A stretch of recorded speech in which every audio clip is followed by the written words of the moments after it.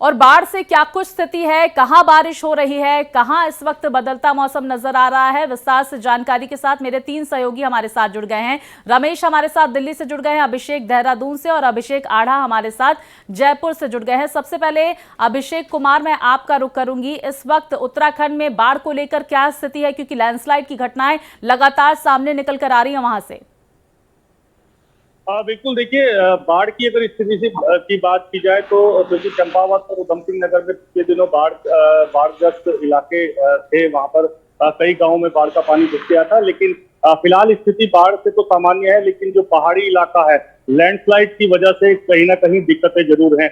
Badrinath national highway पर पीपलकोटी और जोशीमठ, ये 30 किलोमीटर का दायरा है और यहाँ पर करीब 4 से 5 जगह जो नेशनल हाईवे है वो बाधित है। पहाड़ी से बोल्डर आने की वजह से बुधवार शाम से ही रास्ता ब्लॉक है और लगातार 2 दिन हो गए हैं, लेकिन अभी तक रास्ते को खोला नहीं जा सका है। इसके अलावा पाताल गंगा में भी बोल्डर गिरने से रास्ता ब्लॉक हो गया था, लेकिन उसको खोल दिया गया है।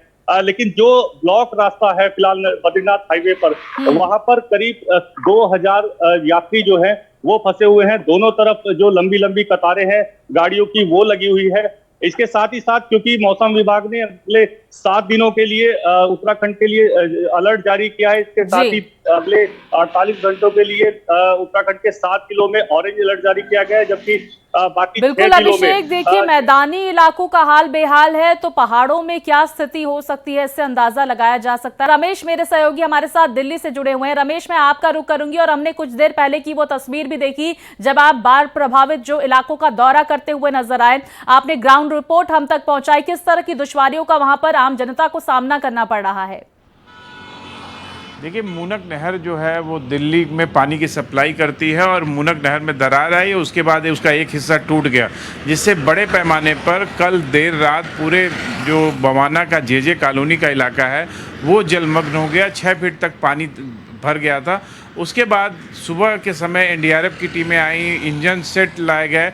12 गलियां हैं जिसमें इंजन सेट लगाने की ज़रूरत थी, पर सिर्फ 2 इंजन सेट काम कर रहे थे और 1 इंजन सेट अपने रिजर्व मोड पे रखा गया है। तो कहीं ना कहीं पानी का जो जिस तरह जल भराव है उसकी निकासी के लिए अधिक से अधिक इंजन सेट की ज़रूरत है, जो अभी तक दिल्ली सरकार उपलब्ध नहीं करा पाई है।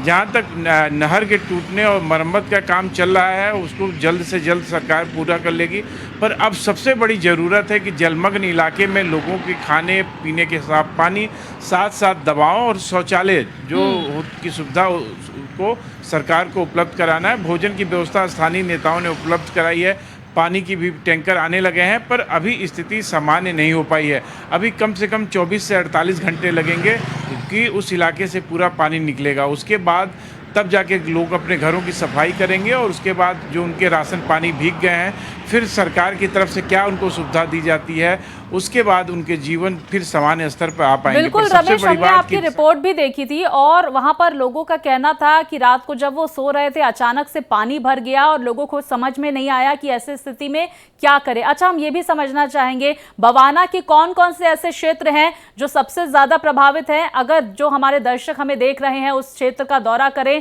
तो उन्हें इससे बचना चाहिए। कौन कौन से क्षेत्र प्रभावित? देखिए, बवाना का जो जे कॉलोनी इलाका है उस इलाके में सिर्फ पानी भरा हुआ है, क्योंकि वो मूनक नहर से सटा हुआ इलाका है और मूनक नहर टूटने से तेज गति से यमुना का जो पानी आता है दिल्ली उस मूनक नहर के माध्यम से, वो पानी उस इलाके में भर गया। तो सिर्फ वही इलाका जो है वो इलाका जलमग्न है और वो भी जो मतलब इलाका है बहुत पुराना इलाका है। और डीडीए ने अलर्ट किया था झुग्गी झोपड़ी कॉलोनी में रहने वाले, दिल्ली में रहने वाले अलग अलग मोहल्ले के लोगों को, और उनके वहाँ मकान बन चुके हैं और उनका निचला जो स्तर है वो पूरा डूब चुका था। पानी निकल रहा है, धीरे धीरे पानी की निकासी होगी, पर सबसे बड़ी समस्या उसके पास जो बाढ़ जनित बीमारियां हैं, वो डायरिया हुआ, मलेरिया हुआ, ये सब फैलेगी। उसके लिए सरकार को सावधानी बरतने की जरूरत है। बिल्कुल, देखिए इसको लेकर सावधानी बरतने की जरूरत है। रमेश, हम अभिषेक आढ़ा का भी रुख कर लेते हैं। अभिषेक, इस वक्त राजस्थान में कैसा मौसम देख रहे हैं आप? अलग अलग हिस्से हैं उनमें कल बारिश हुई है, खासतौर से चित्तौड़गढ़, भीलवाड़ा और सिरोही की अगर हम बात करें तो 1 इंच तक पानी बरसा है वहाँ पे। और उसके अलावा ईस्ट से लेके वेस्ट तक पूरे प्रदेश में, जिसमें गंगानगर, हनुमानगढ़, बीकानेर, सीकर, चूरू, झुंझुनू, राजसमंद, चित्तौड़गढ़, सिरोही, जालोर, जयपुर और दौसा में बारिश हुई है। कल शाम को जयपुर में देर शाम को करीब आधे घंटे तेज़ बारिश हुई थी, जिसके चलते उस वक्त कुछ जगहों पर जलभराव हुआ था। हालांकि बाद में स्थिति सामान्य हो गई, लेकिन सबसे बड़ी बात हुई है कि कल जो तापमान था और जो बारिश नहीं आने की वजह से जो उमस थी वो बहुत ज़्यादा थी। कल देर शाम जो बारिश आई उसके बाद में जयपुर शहर के लोगों को उमस से बड़ी राहत मिली है। कुछ इलाकों में पानी भरा था, जो अभी धीरे धीरे ड्रेनेज हो गया है तकरीबन सभी इलाकों से। और अब जो है जो टर्फ लाइन के नॉर्थ में शिफ्ट होने की वजह से मानसून विभाग ने ये कहा है कि अगले 4 दिन तक राजस्थान में पानी नहीं बरसेगा। अगले 4 दिन तक मानसून का असर नहीं दिखेगा, लेकिन अगले हफ्ते से 16 या 17 तारीख से वापस जैसे ही टर्फ लाइन मध्य भारत की तरफ शिफ्ट होगी तो उसके बाद में तेज बारिश हो सकती है और राजस्थान के ईस्टर्न और जो नॉर्दर्न इलाके हैं उनमें बारिश हो सकती है। बहरहाल कुल मिलाकर जो अभी तक सामान्य से कुछ अधिक बारिश तक हो चुकी है राजस्थान में, और ये अभी तक का जो सीजन है उसे लोग ऐसा मानकर चल रहे हैं कि इस वर्ष जो राजस्थान में बारिश है वो अच्छी हो जाएगी। बहरहाल अभी उतनी फिलहाल जो स्थिति है वो अभिषेक इस बात का जिक्र कर रहे हैं कि अगले 2-3 दिन तक फिलहाल बारिश नहीं होगी राजस्थान में, इस तरह का मौसम विभाग का अनुमान है। मैं आपके पास आऊंगी अभिषेक कुमार, क्योंकि हमने देखा लैंडस्लाइड की वजह से कई रास्ते प्रभावित हैं, नेशनल हाईवेज प्रभावित हैं, जो यात्री है आपने जिक्र किया वो फंसे हुए हैं, उन्हें निकालने की कोशिश लगातार जारी है। सबसे ज्यादा बारिश और बाढ़ का कहर कहां पर देखने को मिल रहा है, और साथ ही मौसम विभाग की तरफ से एडवाइजरी क्या जारी की जा रही है, प्रशासन की क्या तैयारी देख रहे हैं आप उत्तराखंड में? देखिए, अगर बारिश की हम बात करें और लैंडस्लाइड की अगर बात करें तो सबसे ज्यादा जो प्रभावित इलाका है वो कुमाऊं के 3 जिले हैं, चंपावत, उधमसिंह नगर और साथ ही नैनीताल, जहां पर जो है बारिश लगातार ज्यादा हो रही है और अगले 48 घंटों में भारी बारिश का अलर्ट जारी किया गया है। इसके अलावा लैंडस्लाइड की अगर बात करें तो उत्तराखंड में बद्रीनाथ, जोशीमठ ये ऐसा इलाका है जहां पर लगातार बड़ी संख्या में लैंडस्लाइड सामने आ रहा है और जो यात्री हैं उन्हें कहीं ना कहीं दिक्कत का सामना करना पड़ रहा है।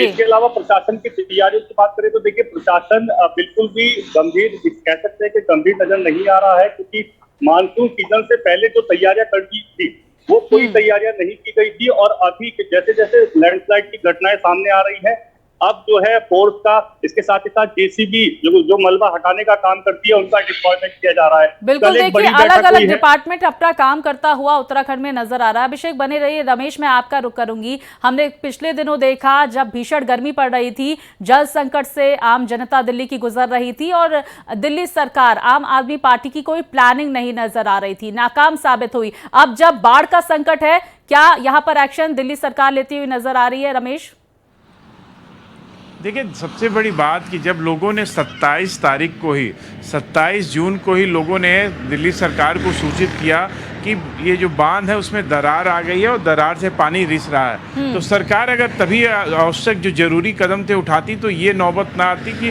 पूरा लगभग 1000 घर हैं और उसमें कम से कम 5000 लोग रहते हैं, तो वो घर ना डूबे होते और उनके घरों में जो सामान का नुकसान हुआ है, चाहे वो बिस्तर हो, फर्नीचर हो, साथ साथ खाने पीने का सामान हो, इलेक्ट्रॉनिक आइटम हो, इलेक्ट्रिक आइटम हो, सारे ये आइटम पानी की बरसात में भीग के ख़राब हो चुके हैं। तो वो उनका जो दर्द है वो दिल्ली सरकार ने महसूस नहीं किया।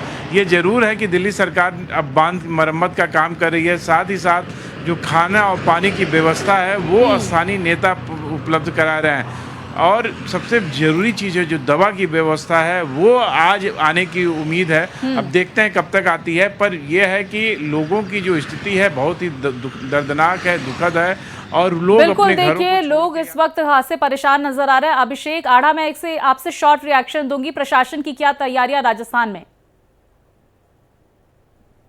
जी देखिए, एसडीआरएफ जो स्टेट डिजास्टर रिस्पांस टीम है वो उसकी जितनी भी कंपनियां हैं वो पूरे प्रदेश में जहां भी अलग अलग ज़िलों में है वो सारी की सारी अलर्ट मोड पर है, और उसके साथ ही जो आपदा प्रबंधन विभाग है वो अपनी पूरी तैयारी पिछले महीने ही कर चुका है, जिसमें खासतौर से जो ज़्यादा बारिश आने की स्थिति में मिट्टी के कटाव को रोकने के लिए जो मिट्टी के जो कट्टे भर के इकट्ठे किए जाते हैं वो अलग अलग ज़िलों में सब जगह इकट्ठे किए गए हैं, और उसके साथ ही जो हेल्थ डिपार्टमेंट है उन्हें अलर्ट मोड पर रखा गया है, जिससे अगर किसी बाढ़ आने की स्थिति में, ज्यादा पानी बरसने की स्थिति में अगर कोई डूबता है तो उसे बचाने के लिए जितनी भी जो जीवन रक्षक काम है वो अमल में लाए जा सके। तो आपदा प्रबंधन विभाग, हेल्थ डिपार्टमेंट और SDRF, बिल्कुल, ये देखिए तीनों अलर्ट सभी मोड पर विभागों हैं। को सतर्क रहने के लिए कहा गया है। राजस्थान में अभिषेक आढ़ा, अभिषेक कुमार, साथ ही रमेश, आप तीनों का बहुत शुक्रिया तस्वीरें हम तक पहुंचाने के लिए, जानकारियां हम तक पहुंचाने के लिए।